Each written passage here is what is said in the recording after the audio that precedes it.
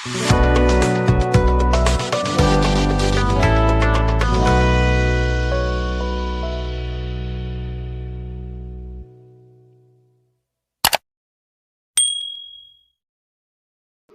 Evening दोस्तों, बहुत बहुत स्वागत आप सभी का मेरे इस यूट्यूब चैनल क्रिक संबंधों में। फाइनली अगर आप देखो तो चैंपियंस ट्रॉफी का स्क्वाड जो कि अनाउंस हो गया है। बीसीसीआई ने एक तरीके से एक प्रेस कॉन्फ्रेंस के थ्रू, जहां पे कप्तान Rohit Sharma and chief selector Ajit Agarkar जो कि शामिल थे, उन्होंने एक तरीके से 15 मेंबर की स्क्वाड एक तरह से अनाउंस की है। एंड वही जो स्क्वाड है वो इंग्लैंड वाली सीरीज भी खेलेगी, जो ओडीआई मैचेस खेले जाएंगे 3। उसमें सिर्फ एक तरीके से बदलाव है, जसप्रीत बुमराह को रखा गया है स्क्वाड में, बट वो सब्जेक्ट टू फिटनेस है। तो अगर वो टाइम में फिट नहीं होते हैं तो फिर हर्षित राणा को आज बैकअप रखा गया है। वो इंग्लैंड सीरीज में फीचर करेंगे। एंड ऑब्वियसली वहां पे देखोगे तो मैनेजमेंट और बोर्ड जो कि वो बुमराह को मॉनिटर करेगी। अगर वो फिट हो जाते हैं एंड इंग्लैंड वाले सीरीज में एक आधा मैच खेलते हैं एंड फुल्ली फिट डिक्लेयर हो जाते हैं, तो ही एक तरह से उनको चैंपियंस ट्रॉफी स्क्वाड में शामिल किया जाएगा। हालांकि उनका नाम ऑलरेडी दिया गया है। बाकी के जो स्क्वाड है वो अलग दो एक्सपेक्टेड लाइन था, जैसा कि मैंने आपको बताया था ऑलरेडी कि जो 2023 के हमने वर्ल्ड कप स्क्वाड देखा था, ऑलमोस्ट सिमिलर स्क्वाड रहेगा। तो बहुत ज्यादा कुछ बदलाव उसमें हुआ नहीं है। रोहित शर्मा कप्तान है, शुभमन गिल को वाइस कैप्टनसी दी गई है। अब सवाल था कि कहीं शुभमन गिल के ऊपर यशस्वी जायसवाल को तो प्रेफर नहीं किया जाएगा, लेकिन मैंने आपको बताया था कि टीम मैनेजमेंट की एक पैकिंग रही है शुभमन गिल की तरफ, एंड उन्होंने ओडीआई क्रिकेट में अच्छा भी किया है। तो उस वजह से उनको वो रिस्पॉन्सिबिलिटी मिली है, नॉट जस्ट कि रोहित के साथ वो ओपन करेंगे, साथ ही आप देखो उनको फ्यूचर कैप्टन के तौर पे भी देखा जा रहा है। उसी वजह से यहाँ पे देखोगे इंग्लैंड वाले सीरीज से ही उनको एक तरीके से बतौर वाइस कप्तान ग्रूम किया जा रहा है। ऑलरेडी यार आप देखो आईपीएल में कैप्टनसी का उनके पास एक्सपीरियंस है, T20 फॉर्मेट पे कैप्टनसी कर चुके हैं, एंड लीडरशिप ग्रुप का भी एक तरह से हिस्सा है वो। तो उस वजह से आप देखो उनको वाइस कप्तान भी मिली है। इसके अलावा देखोगे तो विराट हैं, श्रेयस अय्यर हैं, केएल राहुल बतौर फर्स्ट चॉइस विकेट कीपर भी शायद है, हार्दिक पांड्या है, एंड एज बैकअप आप देखोगे तो जायसवाल और ऋषभ पंत को रखा गया है। ऑब्वियसली जायसवाल ने जिस तरह से अदर 2 फॉर्मेट में परफॉर्म किया है तो वो तो डिजर्व करते थे वो स्पॉट, लेकिन वहां पे अगर आप देखोगे तो ऋषभ और संजू के बीच एक तरह से टक्कर थी कि कौन सा वो प्लेयर जो कि वो बैकअप विकेट कीपर ऑप्शन होगा। तो बट कंसिडरिंग कि ऋषभ पंत एक लेफ्ट हैंडेड बैट्समैन है और साथ ही थोड़ा सा वो फायर पावर ऐड करते हैं मिडिल ऑर्डर में, एंड ऑब्वियसली अभी रिसेंटली टेस्ट क्रिकेट खेला है, जबकि संजू सैमसन और आप देखोगे अभी रिसेंटली जो विजय हजारे ट्रॉफी चल रहा था वहां पे उन्होंने मिस किया था वो मैचेस। तो उस वजह से देखोगे थोड़ा सा प्रेफरेंस यहाँ पे ऋषभ पंत को मिली है। ऑब्वियसली इसमें एक्सपर्ट्स फैंस जो कि वो डिवाइडेड है, क्योंकि ऑब्वियसली संजू सैमसन जिस तरह से पिछले कुछ टाइम में व्हाइट बॉल में परफॉर्म किया है उनको भी एक तरह से कंसिडर किया जा सकता था। बट अगेन देखो ये मतलब हर एक खिलाड़ी को आप पिक नहीं कर सकते, किसी ना किसी के ऊपर आपको कॉल लेना पड़ेगा। तो संजू सैमसन जो कि अभी T20 खेलेंगे, बट ऋषभ को ओडीआई में एक तरह से रखा गया है। इसके अलावा अगर हम बॉलिंग पाएंगे तो ऑलराउंडर्स हैं, एंड थोड़ा सा सरप्राइजिंग लगा कि उन्होंने काफी सारा ऑलराउंडर्स पिक किए हैं स्पिन बॉलर में, चाहे रविंद्र जडेजा हो, अक्षर पटेल हो या फिर वॉशिंगटन सुंदर हो। मुझे लग रहा था कि शायद वॉशिंगटन सुंदर के साथ अक्षर या जड्डू में से कोई एक होगा, बट दोनों को उन्होंने पिक किया है। एंड उस वजह से आप देखोगे तो एक कम पेसर उन्होंने एक तरह टीम में रखा है। इकलौता स्पिनर कुलदीप यादव है जो जेन्युइन स्पिनर है, जैसा ही कहा कि सिर्फ 3 पेसर है, बुमराह, शमी एंड अर्शदीप। एंड इसमें देखोगे तो मोहम्मद सिराज मिस आउट कर गए हैं, जो कि वर्ल्ड कप का पार्ट थे, अच्छा भी किया था, इवन एशिया कप में उससे पहले बहुत ही कमाल का काम किया था। रेगुलरली आप देखोगे क्रॉस फॉर्मेट खेल भी रहे थे, बट यहाँ पे उनको ड्रॉप कर दिया गया है। एंड रीजन ये बताया गया है रोहित शर्मा के द्वारा कि वो नई बॉल के बाद उतने इफेक्टिव नहीं रहते हैं।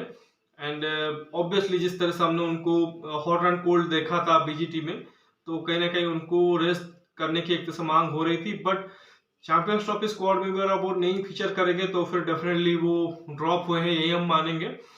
बट मुझे अभी भी लगता है कि शायद दुबई के कंडीशन में एक एक्स्ट्रा स्पिन बॉलिंग ऑलराउंडर मुझे लगता है कि महंगा भी पड़ सकता है।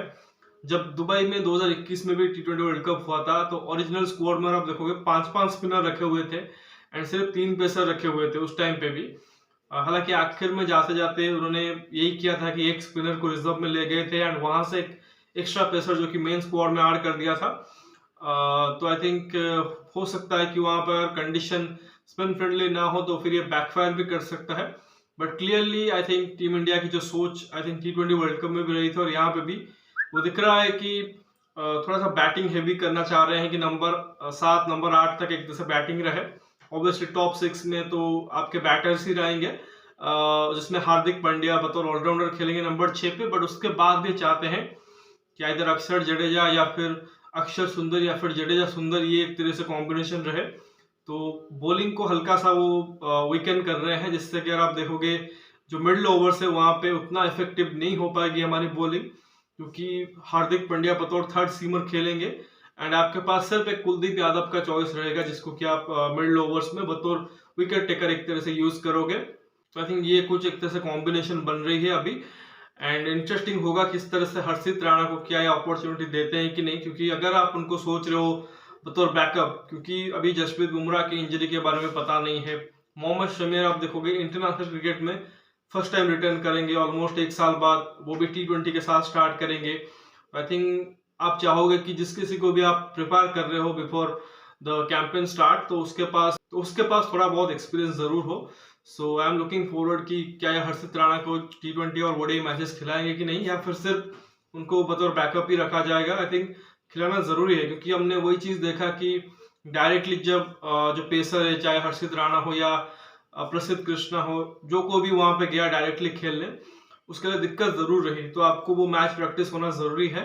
तो इंटरेस्टिंग रहेगा ये क्या एक तरह से 11 जो कि पिक करते हैं, बट आज ऑफ नाउ और अब देखो तो क्लियर कट दिख रहा है। और जो उन्होंने प्रेस कॉन्फ्रेंस में की, जिस ऑर्डर में उन्होंने एक तरह से स्क्वाड बताई, तो वहां से साफ पता चल रहा है कि ये 2 स्पिन बॉलिंग ऑलराउंडर खिलाएंगे along with Hardik Pandya.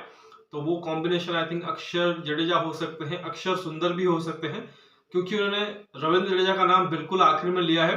That means हो सकता है कि अक्षर सुंदर आपको खेलते हुए दिखाई दे, फिर कुलदीप खेलेंगे and obviously Bumrah and Shami, ये 2 पेसर होंगे, जिससे अगर आप देखो हार्दिक जो कि वो थर्ड सीमर हो जाएंगे। तो 6 बॉलिंग विकल्प आपके पास जरूर रहेंगे, बट वही है कि आपके पास विकेट टेकिंग ऑप्शन में 2 पेसर रहेंगे एंड देन कुलदीप यादव। बाकी जो आपके ऑलराउंडर्स हैं वो सिर्फ ओवर कंप्लीट करने के लिए होंगे, बट आपने ये इंश्योर किया है कि आपकी बैटिंग जो कि वो नंबर 8 तक रहे, जिससे कि थोड़ा सा आपको एक्स्ट्रा क्वेश्चन मिल जाए। खैर उतना इजी नहीं होने वाला है दुबई के कंडीशन में। पाकिस्तान में अगर इंडियन टीम खेलती वो फ्लैट कंडीशन में, मे बी बैटर्स के लिए इजी रहता, बट जो है अभी वो उसी के हिसाब से आपको चलना पड़ेगा। तो खैर एक तरीके से तो ओडीआई स्क्वाड हो गई जो कि चैंपियंस ट्रॉफी और उससे पहले इंग्लैंड सीरीज में फीचर करेगी। तो आपका क्या एक तरह से रहा है स्क्वाड के बारे में जरूर बताइए। साथ ही अगर वीडियो पसंद आया है वीडियो को लाइक जरूर करिए, और आपको क्या लगता है कौन से खिलाड़ी वो थोड़े से मिस आउट कर गए हैं। ऑब्वियसली मैंने आपको 2 नाम कहे, संजू सैमसन एंड एक और नाम है मोहम्मद सिराज का। एक और खिलाड़ी के बारे में भी काफी चर्चा हो रहा था, नाम है करुण नायर, एंड ऑब्वियसली वो वाजिब भी है, क्योंकि I think Vijay Hazare trophy खत्म होने के बाद उनका एवरेज 370-80 के आसपास है, मतलब सिर्फ 2 ही पारी में आउट हुए हैं। आखिर जो फाइनल खेला अनफॉर्चुनेट रहे कि जल्दी आउट हो गए और उनकी टीम वो मैच हार गई। कर्नाटका जो कि चैंपियन बन गई, बट उनका एक तरह से बहुत अच्छा कैंपेन रहा। एंड क्वेश्चन उठना एक तरह से लाजमी है, बट ये भी देखना पड़ेगा कि वैकेंट प्लेस नहीं है, अब किस पोजीशन पे उनको खिलाते। आपने सिर्फ 2 ही बैकअप रखे हैं, एक जायसवाल जो कि बैकअप ओपनर है जो कि डिजर्विंग थे, एंड देन एक और आपका विकेट कीपर बैटर जो कि मतलब आप सेकंड विकेट कीपर तो रखोगे ही रखोगे। बाकी जितने भी आई थिंक टॉप 6 में खिलाड़ी खेल रहे हैं वो सारे डिजर्विंग है। तो ये ऐसा नहीं है कि मतलब उनके ऊपर बहुत ज्यादा हराश कॉल लिया गया हो, उनके ऊपर चर्चा जरूर हुई है। उनके लिए टाइम आएगा जरूर, आई थिंक जब भी एक तरह से खत्म होगा चैंपियंस ट्रॉफी, उसके बाद ऑब्वियसली आईपीएल है, उसके बाद जब नेक्स्ट टेस्ट टीम सिलेक्ट होगी, नेक्स्ट ओडीआई टीम सिलेक्ट होगी, उससे पहले आपको 8 ओवर्स भी देखने को मिलेंगे। तो पॉसिबल है कि उनका नाम जो कि वहां पे कंसिडर हो, but at this moment I don't think कि इंग्लैंड सीरीज में या चैंपियंस ट्रॉफी वो उनको पिक करना चाहिए था, एंड वो नहीं भी हुए हैं। मुझे सरप्राइज नहीं लग रहा है। बाकी जो मतलब डिस्कशन हो रहे हैं वो भी एक तरह से मतलब होना ही था, क्योंकि डोमेस्टिक क्रिकेट खेलने के लिए काफी एक तरह से अभी मतलब फोर्स किया जा रहा है खिलाड़ियों को।